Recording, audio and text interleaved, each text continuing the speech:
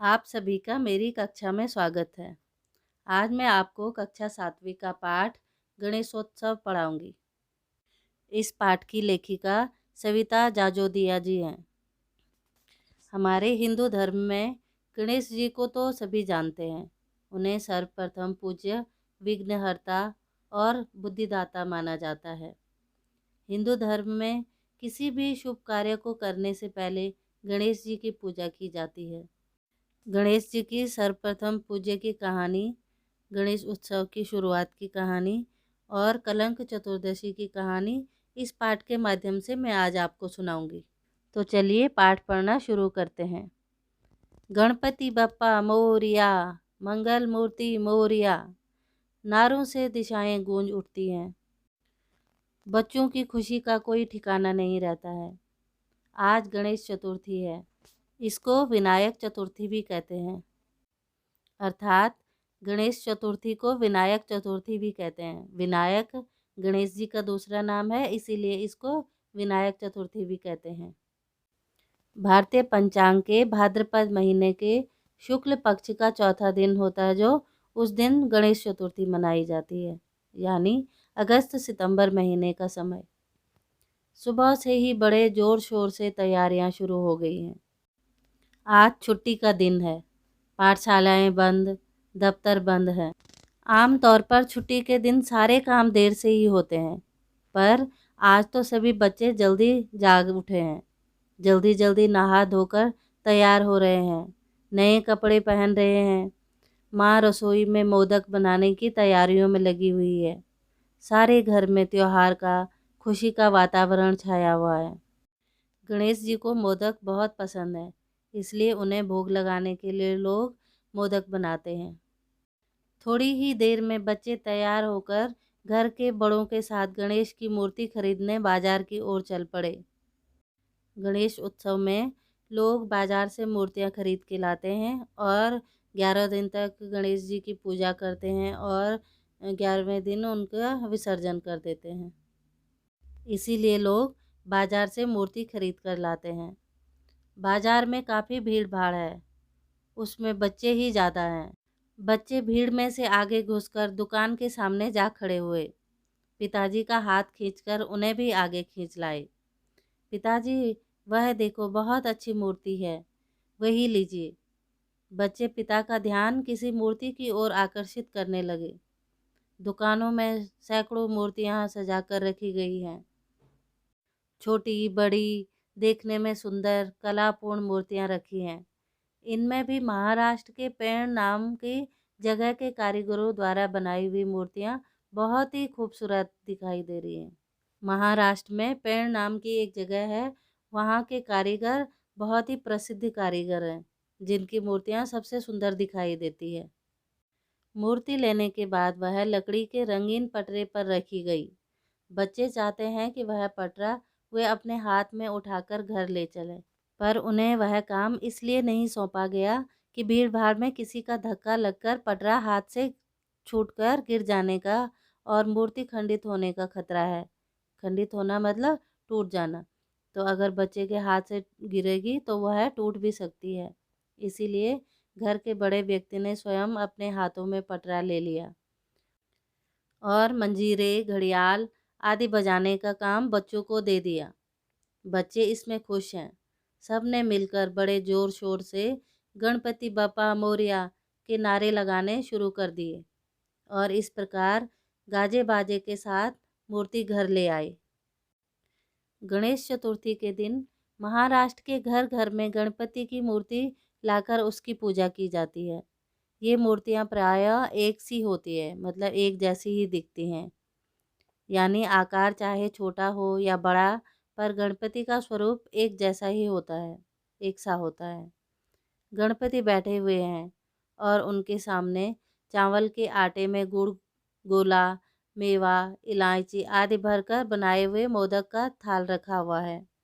पास ही गणपति का वाहन चूहा भी है। वाहन मतलब उनकी सवारी। आपको पता ही होगा कि गणपति की सवारी या वाहन कौन है? चूहा है। यह मूर्ति घर में कितने दिन रखी जाए, यह उस घर की परंपरा पर निर्भर होता है, मतलब वो कितने दिन रखते हैं। किसी के घर 1.5 दिन, किसी के घर 5 दिन, किसी के घर 7 दिन, किसी के घर 9 दिन या फिर 10 दिन यानी अनंत चतुर्दशी तक गणपति की मूर्ति रखी जाती है। लगभग हर मोहल्ले में सार्वजनिक गणपति की स्थापना की जाती है। वो इसलिए की जाती है क्योंकि कई लोग गरीब होते हैं और वो अपने घर में गणेश जी की मूर्ति नहीं ला सकते हैं, तो इसलिए वो वहाँ जाकर भगवान जी की पूजा कर सकते हैं। ये गणपति बहुत ही बड़े होते हैं, आकार में बहुत बड़े होते हैं। कई बार तो इनकी ऊंचाई 20-25 फीट तक होती है। गणेश उत्सव सार्वजनिक रूप से मनाने की प्रथा लोकमान्य बाल गंगाधर तिलक के ज़माने से शुरू हुई, परंतु गणेश पूजा भारत में बहुत प्राचीन काल से प्रचलित है। गणपति शैव परिवार का एक प्रमुख देवता है। शैव का मतलब होता है शिव, अर्थात ये शिव के परिवार के एक सदस्य हैं। ये शिव और पार्वती के पुत्र हैं। गणेश जी का शरीर मनुष्य का और सिर हाथी का, ऐसा उनका रूप है। इस संबंध में लोगों में प्रचलित और शिव पुराण में बताई हुई कथा इस प्रकार है। एक बार पार्वती जी स्नान कर रही थी, इसलिए किसी ऐसे रखवाले की दरवाजे पर ज़रूरत थी जो किसी को भी अंदर न आने दे। पर उस समय वहाँ कोई नहीं था, इसलिए पार्वती ने मिट्टी से एक मानव मूर्ति बनाई, मतलब मानव जैसे आकार की एक मूर्ति बनाई। उस मूर्ति को सजीव किया, उसमें प्राण डाल दिए, उसको जीवित कर दिया और उसी को दरवाजे के पास खड़ा कर दिया ताकि वो किसी को भी अंदर आने ना दे। थोड़ी देर बाद स्वयं शंकर जी वहाँ आए, परंतु उस द्वार रक्षक ने उन्हें भी रोक दिया। जो मतलब पार्वती जी ने मिट्टी की मूर्ति बनाई हुई थी, उन्होंने शंकर जी को भी अंदर जाने नहीं दिया। शंकर जी गुस्सा हो गए। गुस्से में उन्होंने उसका सिर काट डाला। पार्वती ने जब यह देखा तो उन्हें बहुत दुख हुआ, वो बहुत क्रोधित हो गई। उनका दुख दूर करने के लिए शंकर जी ने इंद्र के हाथी का सिर लाकर उसके शरीर में लगा दिया। वही गणपति हैं, मतलब गणेश जी हैं। गणपति को विघ्ननाशक, बुद्धिदाता माना जाता है। कोई भी कार्य ठीक से पूरा हो, इसलिए हर कार्य के प्रारंभ में गणपति का पूजन किया जाता है। इस संबंध में भी एक कहानी है। एक बार सभी देवता शिव पार्वती के दर्शन करने कैलाश पर्वत पर गए। वहां उन्होंने शिव पार्वती को अमृत से बनाया हुआ एक अद्भुत मोदक अर्पण किया। शिव पार्वती के दोनों पुत्र गणेश और कार्तिकेय उस समय वहां खेल रहे थे। दोनों ने वह मोदक मांगा, पर एक को देने से दूसरा नाराज हो जाएगा। तब पार्वती ने कहा कि जो पृथ्वी की परिक्रमा करके सबसे पहले वापस आएगा उसे मोदक मिलेगा। माँ की शर्त सुनते ही कार्तिकेय अपने वाहन मोर पर सवार हुए, क्योंकि कार्तिकेय का वाहन मोर है, और चल पड़े पृथ्वी की परिक्रमा करने। गणेश जी वहीं रुक गए। थोड़ी देर बाद उन्होंने अपने माता पिता की ही बड़ी श्रद्धा और भक्ति भाव से परिक्रमा की और उन्हें प्रणाम करके खड़े हो गए। कुछ देर बाद कार्तिकेय वापस आ गए। सभी देवताओं ने समझा कि पृथ्वी की परिक्रमा कार्तिकेय ने की है, उन्हीं को मोदक मिलेगा। पर पार्वती ने कहा कि माता पिता सारी पृथ्वी से भी महान होते हैं। गणेश ने इस बात को समझा, इसलिए मोदक इसी को दिया जाएगा। शिव जी ने भी प्रसन्न होकर गणेश जी को वर दिया। वर मतलब वरदान दिया कि हर शुभ कार्य में तुम्हारी पूजा सर्वप्रथम होगी। तब से गणेश की पूजा करके ही कोई भी कार्य शुरू करने की प्रथा चल पड़ी।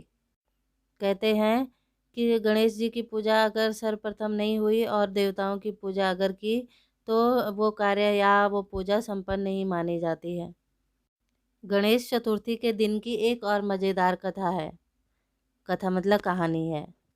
कहते हैं जिस दिन गणेश चतुर्थी होती है उस दिन रात को चंद्रमा नहीं देखना चाहिए, वरना चोरी का इल्ज़ाम सिर लगता है। मतलब चोरी का इल्ज़ाम हमारे ऊपर बिना बात के, बिना कुछ किए लग जाता है। लेकिन जिस बात को मना किया जाए उसी की ओर बरबस ध्यान चला जाता है। अगर भूले से चंद्र दिखाई दे गया तो फिर मन में पछताते हैं कि चंद्र देख लिया, अब क्या होगा। इस रूढ़ी के पीछे भी एक पौराणिक कहानी है। एक बार गणपति चूहे पर सवार होकर जल्दबाजी में कहीं जा रहे थे।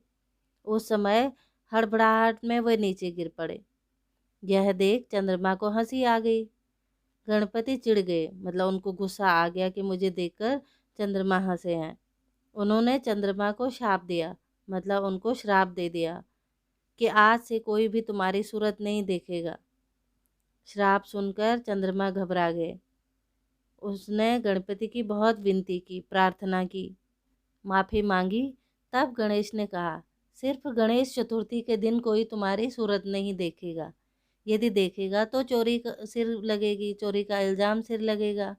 कहते हैं कि भगवान श्री कृष्ण ने उस दिन चंद्रमा देखा था, जिससे समंतक मणि की चोरी उनके सिर लगी थी। आपको पता होगा कि एक समंतक मणि थी और वो किसी और ने चोरी कर ली थी, लेकिन उसका इल्ज़ाम किसके सिर लग गया था? श्री कृष्ण भगवान के ऊपर। तो उन्होंने उसका इल्ज़ाम जो था सिर पे, वो हटाने के लिए फिर उसको ढूंढा था और फिर उस राजा को वो वापस दे दी थी। गणपति उत्सव के दिनों में कई घरों में गौरी की पूजा करने की भी प्रथा है। गणेशोत्सव के इन्हीं 10 दिनों में मुंबई में घरों में काम करने वाले रामा या बालू घर घर नाचने आते हैं। ये रामा और बालू जो लोगों के घरों में काम करते हैं, उनमें से कोई जाति है। वैसे तो ये नाच जन्माष्टमी से ही शुरू हो जाते हैं, जो कि गणपति विसर्जन के दिन तक यानी अनंत चतुर्दशी तक चलते हैं। ये बालू लोग जो होते हैं, बालो जाति के लोग अधिकतर महाराष्ट्र के कोंकण इलाके के होते हैं। पैरों में घुंघरू बांधे ढोलक की ताल पर ये सब नाचते हैं। लोक गीतों की धुन पर एक ही लय में आगे पीछे डोलते हुए, विशिष्ट ठेके पर फिरकनी लगाते हुए सब लोग नाचते हैं। लोकगीत मतलब वहाँ के पारंपरिक गीतों पर वो नाचते हैं, और वो भी विशिष्ट तरीके से, जो उनकी पारंपरिक वेशभूषा पहनकर और अच्छे तरीके से नाचते हैं। गणपति का स्मरण करके इस नृत्य का आरंभ होता है, मतलब गणपति को याद करके ये जो नृत्य डांस होता है वो शुरू करते हैं। शहरों में गणेश उत्सव के ये 10 दिन कहाँ निकल जाते हैं कुछ पता नहीं चलता। रोज नए कार्यक्रम और सजावट होती है। सारा शहर किसी विशाल मेले की तरह लगता है। अंत में अनंत चतुर्दशी का दिन आता है, जो मतलब लास्ट का दिन होता है, 10वां दिन। उस दिन अनंत चतुर्दशी कहा जाता है उस दिन को। गणपति विसर्जन की तैयारियां शुरू हो जाती हैं। कुछ लोग स्वयं अपने इष्ट मित्रों, नाते रिश्तेदारों के साथ जाकर अपने गणपति का विसर्जन कर आते हैं। जैसे कुछ लोग अपने घर नहीं लाते हैं, तो अपने रिश्तेदारों के साथ जाकर गणपति का विसर्जन करते हैं। कुछ लोग जो स्वयं किसी कारणवश विसर्जन के लिए नहीं जा सकते हैं, वे सार्वजनिक गणेशोत्सव की मूर्ति, जो बड़ी मूर्ति होती है, उसके साथ अपने घर की छोटी मूर्ति रख देते हैं। ये बड़ी मूर्तियाँ किसी सजी हुई बैलगाड़ी, मोटर या ट्रक पर रखी जाती है। छोटे बच्चे भी उन्हीं ट्रकों पर चढ़कर बैठ जाते हैं और घड़ियाल मंजीरे बजाते हुए गणपति बप्पा मोरया के जोर जोर से नारे लगाने का काम बड़े हर्ष और उल्लास के साथ करते हैं। वे बड़े खुश होते हैं कि आज गणपति जी का विसर्जन हो रहा है। मन में दुख भी होता है कि इतने दिन हमारे घर में गणपति जी रहे हैं और आज जा रहे हैं, लेकिन बच्चे तो बच्चे हैं, वो हर्ष और उल्लास के साथ ही सब काम करते हैं। जब गणपति की मूर्तियां रखे हुए ये ट्रक जहाँ से जुलूस शुरू होता है उस जगह पहुँच जाते हैं, तब कतार बांधकर जुलूस शुरू होता है। जुलूस मतलब बहुत सारे लोग जब एक साथ चलते हैं तो उसको कहते हैं जुलूस। जुलूस में सबसे आगे कौन सा गणपति हो, इस संबंध में हर शहर और गांव की अपनी अपनी परंपराएं होती हैं। उनके अपनी परंपरा होती होगी कि कौन सा देवता, कौन से गणपति जी सबसे पहले जाएंगे। अक्सर गांव के सबसे प्राचीन मंदिर की गणेश मूर्ति पालकी में सबसे आगे होती है। जुलूस में लेजियम बजाने वालों और भजन कीर्तन करने वालों के दल होते हैं, मतलब बहुत सारे लोग होते हैं जो गणेश जी का कीर्तन भजन करते रहते हैं। लोग भी गाते बजाते चलते हैं। गुलाल भी उड़ाया जाता है। गुलाल मतलब रंग उड़ाया जाता है। सार्वजनिक गणेशोत्सव की संख्या दिनों दिन बढ़ती जा रही है। संख्या ज़्यादा होने की वजह से जुलूस को भी काफ़ी समय लगता है। 1978 में पूना में गणपति का जुलूस 18 घंटे चलता रहा। जुलूस जब तालाब, नदी या समुद्र किनारे पहुंचता है तो वहां फिर जोर शोर से गणपति बप्पा मोरया, पुड़च्या, वर्षी लोकर या के नारे लगाए जाते हैं। मतलब ये बहुत सारे नारे होते हैं, वो गणपति बप्पा के लगाते रहते हैं। जिन घरों से नदी या समुद्र दूर होते हैं तो वो तालाब में भी गणपति का विसर्जन करते हैं और गणपति को अगले वर्ष पुनः जल्दी आने के लिए कहते हुए गणपति का पानी में विसर्जन किया जाता है। विसर्जन का मतलब होता है कि मूर्ति को पानी में बहाना या प्रवाहित करना। उसके बाद लोग अपने घर लौट आते हैं। गणपति की पूजा भारत के अन्य प्रांतों में भी प्रचलित है। महाराष्ट्र में यह उत्सव इतना महत्वपूर्ण है कि महाराष्ट्र के बाहर रहने वाले मराठी लोग जहाँ भी हो इकट्ठा होकर गणेश उत्सव जरूर मनाते हैं, सांस्कृतिक कार्यक्रम करते हैं और ये 10 दिन खूब धूमधाम से बिताते हैं। प्लीज़ मेरे चैनल को लाइक, कमेंट, शेयर और सब्सक्राइब कीजिए और बेल आइकन को भी प्रेस कीजिए ताकि आपको नई वीडियो की नोटिफिकेशन मिलती रहे। धन्यवाद।